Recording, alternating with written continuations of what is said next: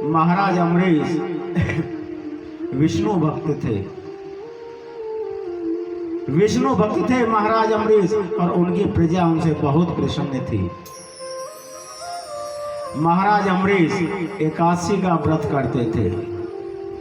देखिए भैया, ध्यान से सुन लीजिए कथा। अगर एक शब्द भी निकल गया ना तो दोबारा पल्ले नहीं पड़ेगा।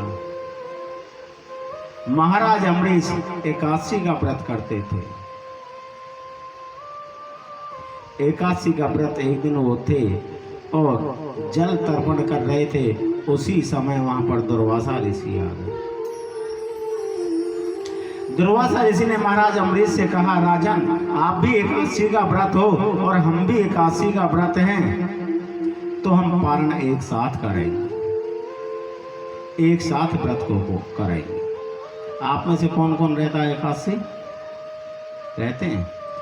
एकादशी का व्रत तभी पूर्ण माना जाता है जब उसका पारण सही समय पर हो। एकादशी के व्रत के दूसरे दिन पारण का एक समय होता है, वो 15 मिनट का भी हो सकता है, वो 2 मिनट का भी हो सकता है। वो सुबह 7 से और 9 के बीच में भी हो सकता है, वह दोपहर बाद भी हो सकता है दूसरे दिन, और वो शाम को भी हो सकता है। लेकिन पंडित जी से ये जरूर देख लिया करें कि पारण का समय कब है। अगर सुबह जल्दी का है ना, तो चाहे चावल का एक दाना बिना नहाए धोए खा लो। भाई काम में लग रहे हो, बिना नहाए धोए चाहे एक दाना, आधा दाना मुंह में डाल लो चावल का, उसी से आपका व्रत पूरा हो जाएगा। फिर स्नान बना करके पूजा पाठ करके पूर्ण भोजन कर लो, ठीक है ना। ये एक नियम है एकादशी के व्रत का। पारण दुर्वासा ऋषि बोले, हे राजन, आप तब तक तैयारी करो, तब तक हम स्नान करके आते हैं। दुर्वासा ऋषि स्नान करने के लिए चले जाते हैं और पारण का समय निकला जा रहा है। ऋषियों ने कहा, हे राजा अम्बरीश, आपका पारण का समय निकला जा रहा है, आप पारण कर लीजिए। दुर्वासा ऋषि को पता नहीं कितना समय लग जाए। राजा ने तो कहा भी था कि नहीं, मैं ऋषि का इंतजार करूं, लेकिन समय का अभाव था, तो उन्होंने, ऋषियों ने कहा, हे राजन, जितना आपकी अंजलि में, इस गड्ढे, अंगूठे के गड्ढे में जल आ जाए, उसी को आप ग्रहण कर लीजिए, उसी से पारण हो जाएगा। राजा अम्बरीश ने जैसे ही ऐसे जल लिया और लेने के लिए तैयार हुए, तभी दुर्वासा ऋषि आ जाते हैं। तभी दुर्वासा ऋषि आ जाते हैं और दुर्वासा ऋषि आकर के बोलते हैं, हे राजन, तुमने हमको वचन दिया, तुमने ब्राह्मण के साथ विश्वासघात किया। जब हमने आपसे ये कहा कि हम आपके साथ एकादशी का पारण करेंगे, तो आप हमसे पहले पारण कैसे कर रहे हो?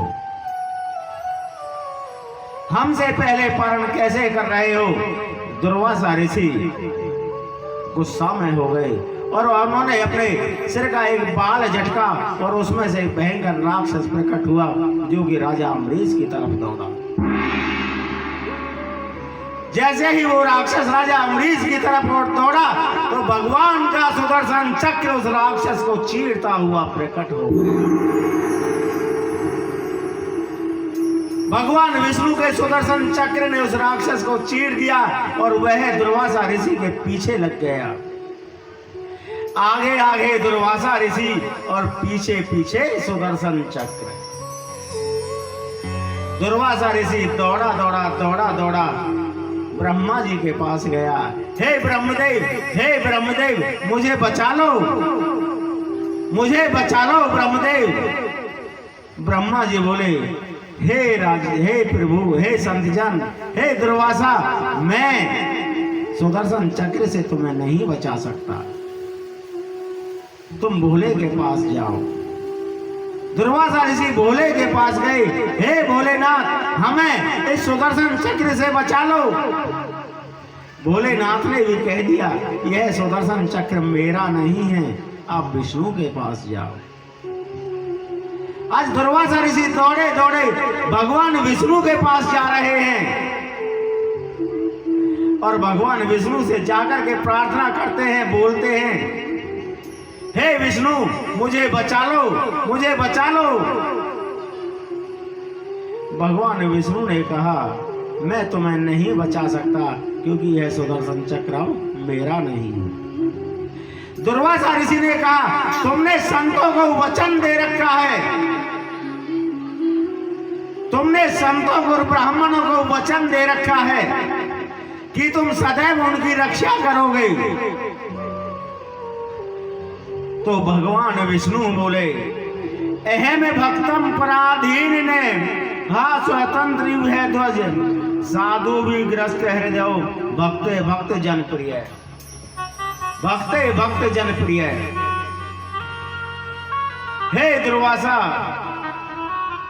हाँ संत भी मेरे हृदय में बसते हैं और भक्त भी मेरे हृदय में बसते हैं। मैं भक्तों के वश में हूं। यह सुदर्शन चक्र तो मैं महाराज अम्बरीश को दे चुका हूं। अगर इस सुदर्शन चक्र से तुम्हारी रक्षा कर सकते हैं तो महाराज अम्बरीश ही कर सकते हैं। इसलिए जाओ, तुम महाराज अम्बरीश की शरण में ही जाओ। आज दुर्वासा ऋषि महाराज अम्बरीश की शरण में आ जाते हैं और महाराज अम्बरीश के चरणों में पड़ जाते हैं। हे राजन, हमसे गलती हो गई, हमें माफ करो और हमें सुदर्शन चक्र से बचाओ, हमें सुदर्शन चक्र से बचाओ। और कई महीनों कई वर्ष बीत गए दुर्वासा ऋषि को चक्कर काटते काटते, और जब तक दुर्वासा ऋषि दोबारा महाराजा अम्बरीश के पास नहीं आ गए, महाराजा अम्बरीश उसी स्थान पर, उसी जगह पर, उसी जल में अपने अंगूठा के गड्ढे में जल लिए हुए खड़े थे। दुर्वासा ऋषि का इंतजार कर रहे थे कि तब ऋषि आएंगे तभी हम पारण करेंगे।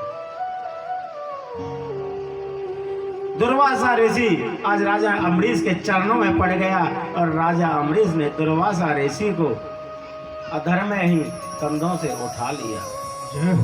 बोले हे संत शिरोमणि, हे संत भगवान, आपकी जगह मेरे चरणों में नहीं है, मेरी जगह आपके चरणों में है।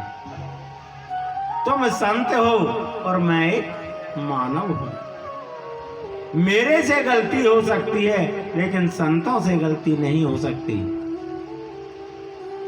राजा अम्बरीश ने सुदर्शन चक्र के हाथ जोड़े और सुदर्शन चक्र से कहा हे विष्णु शस्त्र, तुम अब भगवान विष्णु के पास लौट जाइए और दुर्वासा ऋषि को क्षमा कर दीजिए।